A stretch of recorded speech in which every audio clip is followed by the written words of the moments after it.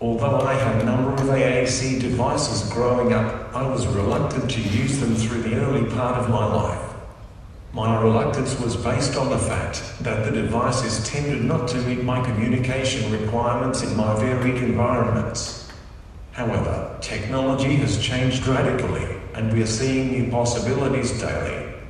I will discuss the devices I have used to demonstrate the changes in AAC devices through the last few decades. The first communication device I used between the ages of 7 and 11 was a pointing board. It was large, bulky, difficult to lug around, and didn't allow me to say everything I wanted to say. Next, I had a Canon communicator, a fairly compact device that printed messages on strips of paper. You knew when a Canon had been used for a conversation, as there was always a trail of paper. Using it was an extremely slow process, as there was no such thing as predictive text back then. With my level of schooling and my poor literacy skills, using the Canon communicator was frustrating.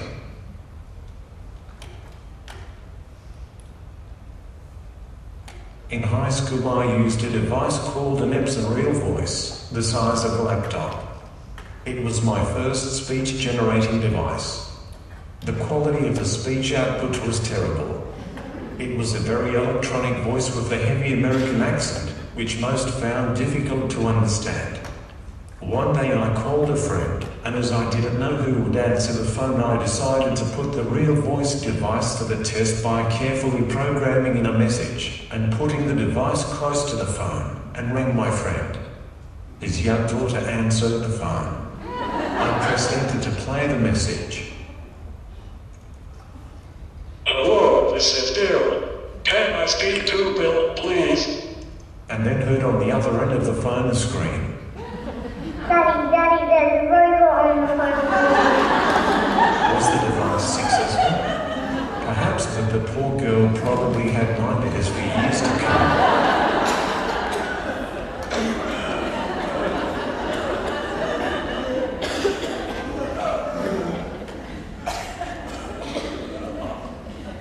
All these devices did assist to some degree, but had serious limitations and shortcomings. My frustrations included the fact that my verbal skills far outweighed my written skills, and the length of time and energy required to type effective answers frequently meant that the question had been long forgotten. The Epson Real Voice was put in the back of a cupboard when I realized it no longer met my needs. I think they have one on display down at the South Australian Museum.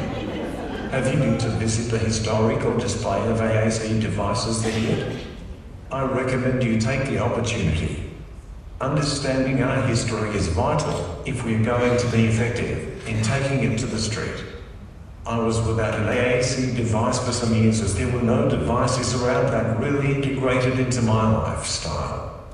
Interestingly, when I got my first mobile phone, I started to use it more and more as an AAC device while out. These days I, along with others, am increasingly using my mobile phone in this way, especially with the many applications being developed for smartphones. Along with these, I am also fortunate enough to use a device called the Vantage Plus.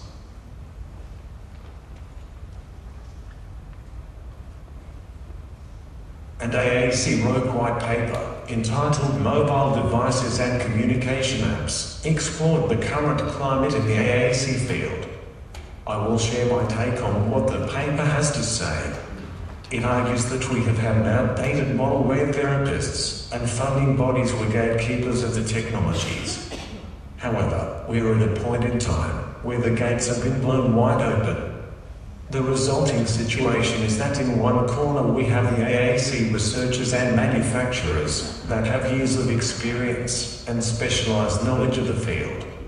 In another corner we have the newcomers that I will call the mainstreamers, who are bringing in the mainstream technology and a flood of so-called AAC apps with a mass market appeal. In yet another corner we have users with their supporters and parents being seduced by the mainstreamers and their promises of something more. But perhaps there is something in what is being promised. And where are the therapists and funding bodies in this picture? How will these great events turn out in the next 3 to 4 years? We have had many advances such as Vantage Plus and the Tobii Eye Tracker.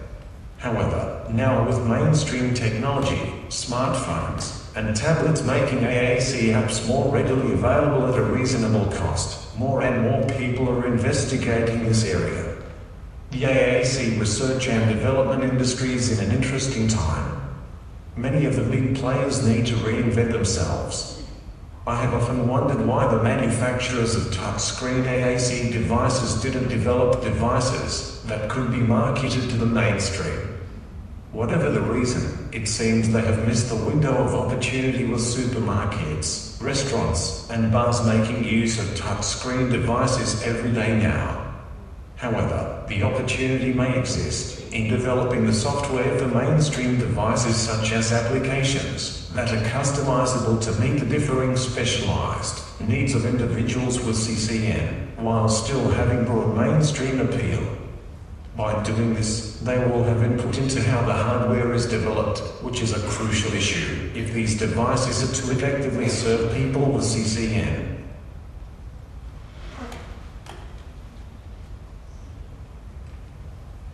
Although with the influx of these so-called AAC apps into the market, we're getting parents and users excited about the possibilities of affordable AAC strategies, there is still an important place for specialized AAC devices.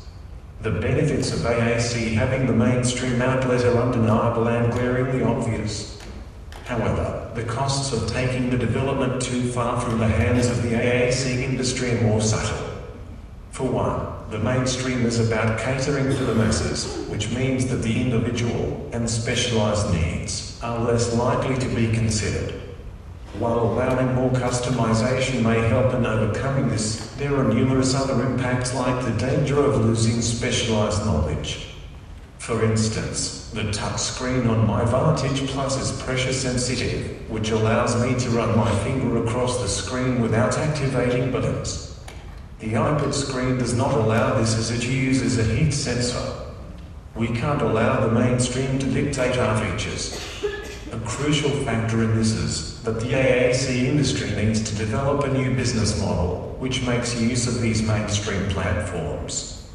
This means that while embracing the proliferation of AAC applications and devices that the mainstream is enabling, we need to ensure that there is a formalized process of device and application review by credible experts, rather than sporadic reviews from users on YouTube, forums and the like. People with CCN relying on these anecdotal reviews to help make choices on devices and applications by passing clinicians' assessments and recommendations. This has an impact on funding as well as suitability.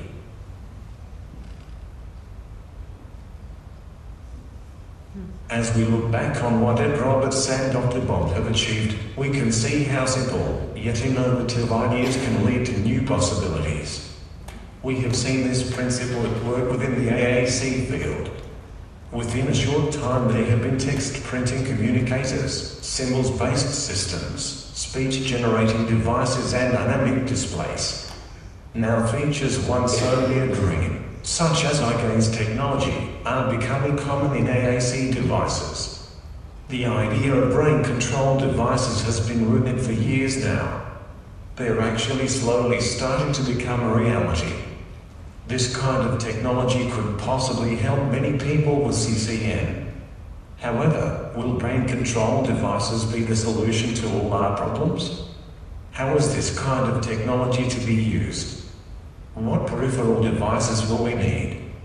We must continue to think outside the square. I believe it is important to sometimes step back, to think about the possibilities without restraint.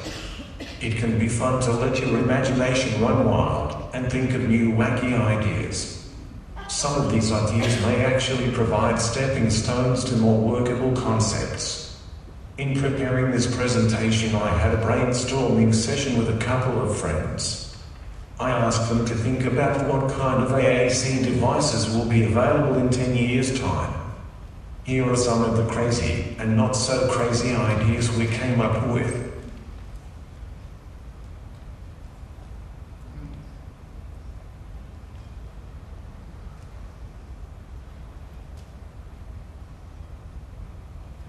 We started thinking about it from an access point of view, and the first idea was about technologies I have just touched on, brain-controlled devices. Then we talked about the idea of the device being context-sensitive, being able to listen to the conversation and present to the user predictive options to use. From this idea we thought that perhaps the device by then will have the capacity to use voice recognition for both the communication partner and the person with dysalthric speech. Then conversation moved on to another interesting topic which many researchers, such as Brian McNaughton and E. Writer, have already argued for. The importance of connectivity between all devices and applications being used by people with CCN. We dreamt up a system where AAC devices were melded into one's personal network of calendars, social network applications, even home appliances, and all tapped into a common data cloud for accessibility anywhere with internet connection, allowing the AAC device to predict with more accuracy, to support various conversations and communications.